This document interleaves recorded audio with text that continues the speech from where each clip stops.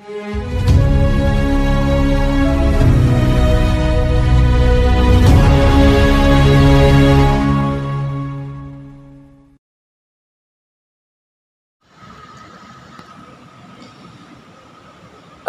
لله الذي أعد للمؤمنين والمؤمنات جنات تجري من تحتها الأنهار. أشهد أن لا إله إلا الله وحده لا شريك له الملك العزيز الغفار القهار، وأشهد أن محمدا عبده ورسوله المصطفى المختار. اللهم صل وسلم وبارك على محمد نور الأنوار وعلى آله الأبرار وأصحابه الأخيار ومن تبعهم بإحسان إلى يوم القرار. أما بعد فيا عباد الله، أوصيكم ونفسي بتقوى الله فقد فاز المتقون. ولقد قال الله تعالى في القرآن الكريم: أعوذ بالله السميع العليم من الشيطان الرجيم، بسم الله الرحمن الرحيم. يا أيها الذين آمنوا اتقوا الله حق تقاته ولا تموتن إلا وأنتم مسلمون. Ma'asyiral muslimin al-hadirin rahimakumullah. Masjid memainkan peran yang sangat sentral dalam kehidupan orang-orang beriman. Sampai-sampai Allah Subhanahu wa taala menegaskan bahwa salah satu indikator seseorang beriman atau tidak adalah seberapa sungguh-sungguh dia memakmurkan masjid. Maka kita baca dalam Al-Quran surah At-Taubah surat yang ke-9 ayat 18, di mana Allah Subhanahu wa taala berfirman: "Innama ya'muru masajidallah man amana billahi wal yawmil akhir wa aqama as-salata wa ata az-zakata wa lam yakhsha illa Allah fa'asa ulaika ay yakunu minal muhtadin." Kata Allah, sesungguhnya hanyalah yang mampu, yang bisa memakmurkan masjid-masjid Allah, rumah-rumah Allah, adalah orang-orang yang beriman kepada Allah dan hari akhir, dan mereka menegakkan salat, menunaikan zakat, walam yakhsha illallah, dan mereka tidak takut kecuali hanya kepada Allah. Lalu Allah katakan, fa'asa ulaika ay yakunu minal muhtadin. Mereka itulah orang-orang yang memakmurkan masjid-masjid Allah, itulah orang-orang yang beriman kepada Allah dan hari akhir, menegakkan salat, menunaikan zakat, yang tidak takut kecuali hanya kepada Allah, itulah yang memiliki peluang yang besar. Allah tidak menjamin, tapi Allah katakan mereka fa'asa. Asa itu artinya boleh jadi, sangat mungkin, ada potensi besar mereka menjadi minal muhtadin, golongan orang-orang yang mendapat hidayah, mendapat petunjuk dari Allah Subhanahu wa taala. Karena itu ma'asyiral muslimin al-hadirin rahimakumullah, ketika Rasulullah sallallahu alaihi wasallam bicara tentang 7 golongan manusia, sebagaimana dalam hadis sahih yang diriwayatkan oleh Imam Al-Bukhari, sab'atun yuzilluhumullahu fi zillihi yauma la zilla illa zilluh. 7 golongan manusia yang akan dilindungi oleh Allah pada hari di mana tidak ada perlindungan kecuali hanya perlindungan Allah. Salah satunya adalah rajulun qalbuhu mu'allaqum bil masajid, orang-orang yang hatinya terpaut dengan masjid. Maka sangat penting apa yang tadi disampaikan oleh pengurus masjid, bahwa merupakan keniscayaan bagi orang-orang beriman, bagi kita semua, untuk memastikan bahwa kita berjuang sekuat kemampuan kita menghadirkan generasi anak dan keturunan pelanjut perjuangan yang merupakan ahlul masjid, merupakan pecinta-pecinta masjid. Karena masjid memainkan peran yang sangat penting di dalam Islam. Ada banyak peranan masjid. Masjid adalah markazul ibadah. Masjid adalah pusat kaum muslimin melakukan ibadah, meskipun ibadah memang tidak selalu hanya di masjid. Ada sangat banyak ibadah yang juga bisa dilakukan di luar masjid, tetapi sentral ibadah orang-orang beriman ada di masjid. Itulah kenapa Rasulullah SAW mengajarkan kepada kita misalnya tentang syiar salat berjamaah, salat yang oleh sebahagian ulama diyakini hukumnya fardu ain, meskipun jumhur ulama mengatakan hukumnya fardu kifayah. Rasul sampai pernah mengancam, akan aku suruh sahabatku mengumpulkan kayu bakar, kata Rasul, kemudian aku akan berkeliling di Madinah ini mencari rumah orang-orang yang tidak salat berjamaah, thumma la uharriqanna alaihim buyutahum, lalu akan aku bakar rumah-rumah mereka, kata Rasul. Ini yang menjadi salah satu dalil oleh sebagian fuqaha untuk meyakini bahwa salat berjamaah merupakan ibadah yang hukumnya fardu ain, meskipun sekali lagi jumhur ulama berpendapat bahwa hukum salat berjamaah adalah sunnah muakkadah. Masjid merupakan sentral ibadah. Masjid merupakan markazud dakwah juga, pusat dakwah, pusat kendali syiar Islam. Masjid adalah markazut tarbiyah, pusat pembinaan umat. Maka para muarrikh, para ahli sejarah dalam Islam sampai menyebut bahwa the first university in Islam, al-jami'atul ula fil Islam, perguruan tinggi pertama dalam Islam itu adalah Al-Masjidun Nabawi, Masjid Nabawi. Masjid yang didirikan oleh Rasulullah SAW sebagai proyek sekaligus program pertama beliau ketika beliau hijrah. Dan disitulah Rasul kemudian mengkader sahabat-sahabat terbaik yang dikenal, yang Allah kemudian bahkan nobatkan sebagai khaira ummah, sebagai the best community, sebagai umat terbaik, yang diantara ciri dan karakteristiknya adalah karena mereka sangat mencintai masjid. Masjid juga merupakan markazul ukhuwah, merupakan pusat persaudaraan kaum muslimin. Lihatlah, sebutlah segala ibadah dalam Islam yang mengundang kaum muslimin untuk hadir bersama-sama ke masjid, maka memberikan manfaat, maka ibadah-ibadah itu memberikan manfaat pada penguatan persaudaraan di antara orang-orang beriman. Ketika Allah berfirman, innamal mu'minuna ikhwah fa aslihu baina akhawaykum wattaqullaha la'allakum turhamun. Sungguh orang-orang beriman itu bersaudara, maka kamu tebarkanlah proyek islah di antara orang-orang beriman agar kamu mendapat rahmat. Maka salah satu pusat persaudaraan kaum muslimin ada di masjid.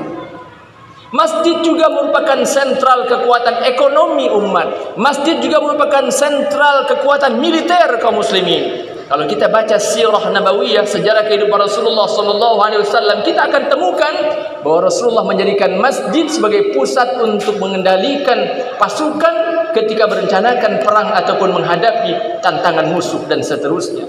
Ada begitu banyak peran sentral masjid di tengah-tengah kaum muslimin. Maka merupakan sebuah kewajiban bagi setiap kita, setiap pribadi mukmin, pertama sekali untuk memastikan bahwa dirinya terikat dengan masjid, termasuk ke dalam golongan yang Rasul sebut dalam hadis yang kita bacakan tadi, rajulun qalbuhu mu'allaqun bil masajid, orang yang hatinya terpaut dengan masjid, yang senang berada di masjid, yang selalu rindu untuk kembali ke masjid dan seterusnya. Tetapi pada saat yang sama, kita juga harus berpikir semaksimal mungkin untuk menyiapkan generasi anak-anak muda kita, pemuda-pemuda kita, remaja-remaja kita, dan anak-anak kita untuk muhibbu masajidillah, untuk menjadi orang-orang yang mencintai masjid-masjid Allah. Dan itu tidak mungkin terwujud kecuali apabila kita mengerahkan kemampuan terbaik. Setiap orang tua harus memulai memberikan keteladanan, karena tidak mungkin kita mengajarkan kepada anak-anak kita untuk mencintai masjid kalau orang tuanya sendiri sangat jarang ke masjid. Hanya datang ke masjid sekali sepekan saja, hanya datang ke masjid untuk sekedar menunaikan salat Jumat saja, itu pun pula datang terlambat. Bagaimana mungkin kita akan mengajarkan cinta masjid kepada anak-anak kita kalau kita hanya mengantar, membimbing anak-anak kita masjid hanya sekali setahun di bulan Ramadan. Bila Ramadan datang, sejak malam pertama para ayah, para ibu membimbing, memegang tangan anak-anak mereka untuk masuk ke masjid di malam pertama, kedua, ketiga. Tapi setelah itu sedikit demi sedikit mereka kemudian menghilang dari masjid. Dan begitulah sepanjang tahun untuk kembali menunggu lagi tahun depan ketika Ramadan datang. Mungkinkah kita berharap generasi pencinta-pencinta masjid akan hadir dengan pola pendidikan dan keteladanan yang minus seperti itu? Orang tua juga harus memastikan bahwa ada sebuah proses internalisasi nilai dalam diri anak-anak kita tentang betapa pentingnya masjid. Maka sangat dibutuhkan dialog-dialog yang dilakukan oleh setiap orang tua di rumah-rumahnya masing-masing, bercerita kepada anak-anaknya, nak, masjid itu adalah salah satu tempat paling mulia di muka bumi, nak. Di masjid itulah mestinya hati kita menemukan ketenangan, nak. Karena itu harus kita sediakan waktu-waktu utama kita untuk berada di masjid, nak. Dan seterusnya. Ada proses menanamkan nilai, ada proses tarbiyah ruhiyah kepada anak-anak kita, dan orang tua merupakan pelaku utama untuk proses pendidikan itu. Orang tua, wabil khusus ayah, merupakan orang yang paling bertanggung jawab terhadap pendidikan anak-anak kita. Rasulullah SAW sudah mengajarkan kaidah ini 14 abad yang lalu. Hadis yang sangat masyhur dibacakan para buya, para alim, para ulama di hadapan kita. Kullu mauludin yuladu 'ala al-fitrah, fa abawahu yuhawwidanihi aw yunassiranihi aw yumajjisanihi. Setiap anak terlahir dalam kondisi suci. Fa abawahu, Rasul gunakan kata fa abawa. Al-ab artinya ayah. Ayah merupakan orang yang paling bertanggung jawab terhadap pendidikan anak. Maka Rasul gunakan kata fa'abawahu, meskipun kemudian bentuknya mutsanna menunjuk pada ayah dan ibu, tapi Rasul menggunakan kata al-ab. Maka ayah dan ibunya bertanggung jawab. Mereka lah yang akan menjadikan anaknya seperti Yahudi, atau seperti Nasrani, atau seperti Majusi, atau memastikan bahwa fitrahnya terjaga dalam kesucian sehingga mereka menjadi orang-orang yang saleh dan salihah. Maka ayah harus memastikan bahwa proses nilai itu berlangsung secara maksimal. Berikutnya, penanaman nilai untuk mencintai masjid juga harus dilakukan di lembaga-lembaga pendidikan.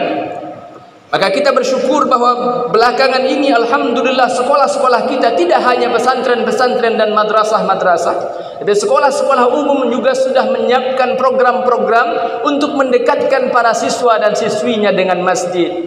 Kita bersyukur kepada Allah, mudah-mudahan program ini bisa terus ditingkatkan kualitas dan kuantitasnya dan dipastikan menyebar pada seluruh lembaga pendidikan kita, karena sebenarnya setiap lembaga pendidikan memainkan peran yang sangat strategis untuk menanamkan nilai-nilai keagungan dan kemuliaan itu. Maka melalui mimbar yang mulia ini, izinkan khatib menyeru para guru, wabil khusus para kepala sekolah, untuk menggunakan jabatan dan amanah yang Allah titipkan sebagai murabbi, sebagai muallim, sebagai mudabbir, sebagai pengajar itu, menggunakan peran yang sangat agung dan mulia itu untuk mendapatkan aliran pahala yang akan terus mengalir karena telah menanamkan nilai kecintaan kepada masjid kepada anak-anak didiknya sejak dini. Begitu pula selanjutnya, ma'asyarul muslimin hadirin rahimakumullah, yang juga ikut bertanggung jawab. Apakah anak-anak kita, generasi muda kita nanti akan berdiri di saf-saf terdepan solat-solat berjamaah adalah masyarakat secara umum. Maka sekali lagi kita kutip apa yang disampaikan oleh pengurus sebelum khatib naik ke atas mimbar tadi, bahwa apabila masih ada di antara kita yang merasa demikian gagah menghardik anak yang mungkin karena kebelum pahamannya dia tertawa, mungkin berlari, mungkin berbicara mungkin dengan suara yang keras dan sebagainya, kemudian sang laki-laki ini gagah menghardiknya, memarahinya, maka saat ini juga kita beristighfar kepada Allah Subhanahu wa taala bahwa sungguh itu bukan cara yang diajarkan Rasul untuk mendidik anak, untuk menciptakan generasi-generasi rabbani di masa yang akan datang. Setiap kita sebenarnya ikut menanamkan saham. Setiap kita sebenarnya juga memiliki peluang untuk ikut berinvestasi terhadap hadirnya generasi yang mencintai rumah Allah ini sampai akhir hayatnya nanti. بارك الله لي ولكم في القرآن العظيم ونفعني وإياكم بما فيه من الآيات والذكر الحكيم وتقبل الله مني ومنكم تلاوته إنه هو السميع العليم. أقول قولي هذا وأستغفر الله العظيم لي ولكم ولسائر المسلمين والمسلمات والمؤمنين والمؤمنات فاستغفروه إنه هو الغفور الرحيم.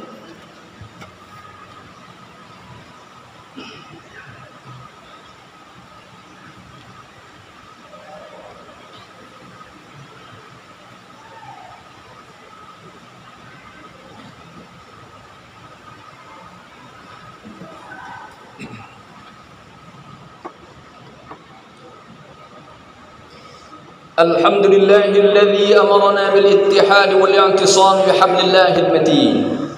أشهد أن لا إله إلا الله وحده لا شريك له إياه نعبد وإياه نستعين. وأشهد أن محمدا عبده ورسوله المبعوث رحمة للعالمين.